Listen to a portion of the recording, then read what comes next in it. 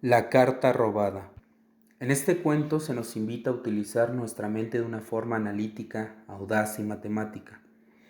Una vez más, el escritor Edgar Allan Poe nos sorprende incluyendo los cálculos de una mente maestra, tratándose de una carta de suma importancia que fue robada ante la vista de todos los presentes. Durante el relato se profundiza en la búsqueda de la carta en la mansión del ministro, siendo esto caso perdido, ya que se basaba solo en su punto de vista, mas no se dispuso a pensar que el ministro, aparte de un excelente matemático, también resultaba un poeta, considerando a los poetas como locos e ignorando este dato que le suministraba con detalle el detective Dupin. Dupin proporcionó una larga y explícita explicación sobre cómo había invadido la mansión del ministro y de cómo logró registrar cada mínimo espacio y muebles del lugar, pensando cómo solo un matemático lo haría. Dupin, intrigado por el caso, cuestionaba sobre el riesgo que ha sido haber revisado la mansión, cosa que el prefecto le respondió que la recompensa ofrecida por la carta robada valdría la pena. Cualquier tipo de riesgo que se encontraría con esta recompensa le nublaba la mente, pensando que merece la pena.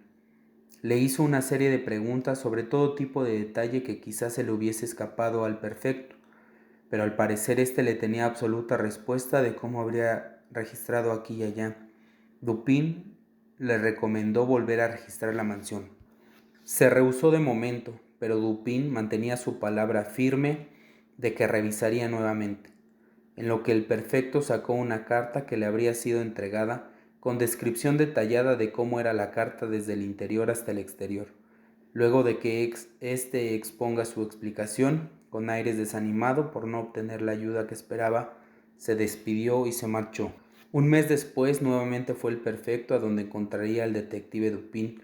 Luego de un rato y una larga conversación trivial, el narrador le retoma el tema sobre qué habría sucedido con la carta robada, en lo que el prefecto se molesta y responde alterado que había aplicado lo que Dupin le había recomendado, siendo esto un caso perdido nuevamente.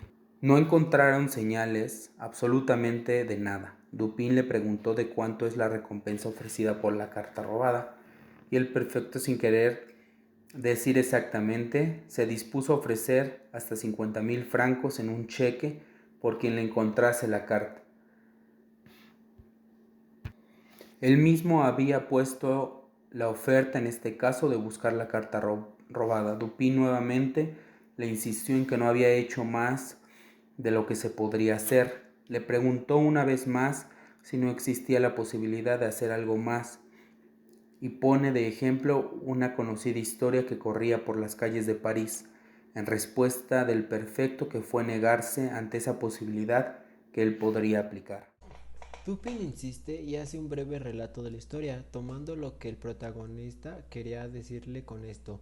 El prefecto G responde que es capaz de dar los 50,000 francos por quien quiera que le ayudara en obtener la carta robada. Sin más que agregar a esto, Dupin se limita a sacar su libreta y le ofrece un cheque en blanco y le sugiere que lo llene con la cantidad dicha.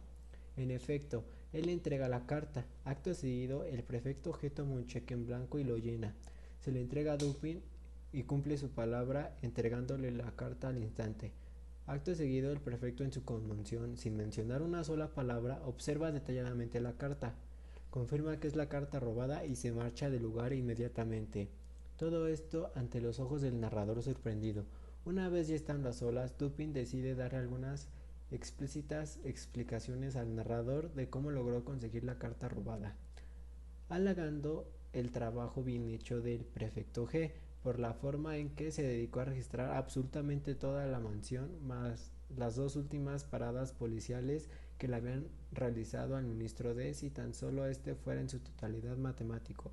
Supuso que hasta un niño de 8 años habría dado con la carta sin necesidad de tanto revuelo. Relató la historia del niño, dando a entender uno de los primeros pasos que el prefecto G le faltó por aplicar y estudiar primeramente al oponente, pensar como el oponente y ver el exterior como lo ve el oponente. En este caso, el ministro D no solo era un matemático, sino un amante de la poesía.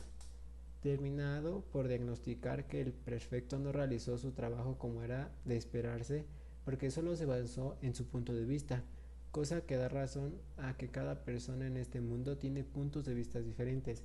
Entre el ministro D y el ministro G, esto se aplica a su profundidad. Afirma Dupin que su explicación al narrador prosiguió con que si ambos coincidieran en el mismo punto de vista, sin duda alguna el prefecto G habría encontrado la carta robada con mayor facilidad. El narrador confuso pregunta sobre qué principios inculcados tendría el ministro D, ya que se le veía conocido por ente a sus raíces que se debe a la lectura y poesía. Daba un término matemático, mas no poético.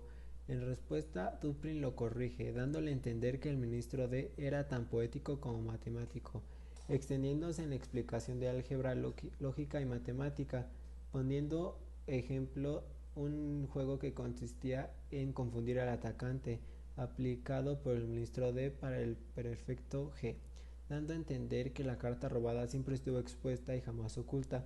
Solo era cuestión de pensar y ver cómo él lo hacía, explicándole al narrador cómo logró conseguir la carta. Siendo el ministro de su amigo, lo fue a visitar una temprana mañana, protegiendo que el ministro D notara las observaciones que haría Dumpling en la mansión. Fue con un par de anteojos verdes, con la excusa de que estaba mal de la vista, observando todo el lugar, aplicando lo que aprendió de aquel niño. Se encargaba de pensar como el ministro D, lo hará sin mostrar algún tipo de expresión. Sobre sus verdaderas expresiones, se dispusieron a conversar en la oficina principal del ministro D, y eso le dio oportunidad a Dupin de observar detalladamente el sitio, desde el escritorio donde se encontraban varios libros y papeles desordenados, hasta un tarjetero que guinaba de la pared donde se encontraba la chimenea. En ese estantero, Dupin alta atención por el descuido que tenía. Este contaba con 3 a 4 compartimentos. Dentro de este se hallaban de 5 a 6 cartas de sus visitantes, junto a una carta que sobresalía sobre el descuido. Un gran sello negro del ministro D, convirtiéndose en todo lo contrario de lo descrito por el prefecto G sobre cómo era la carta robada que buscaban.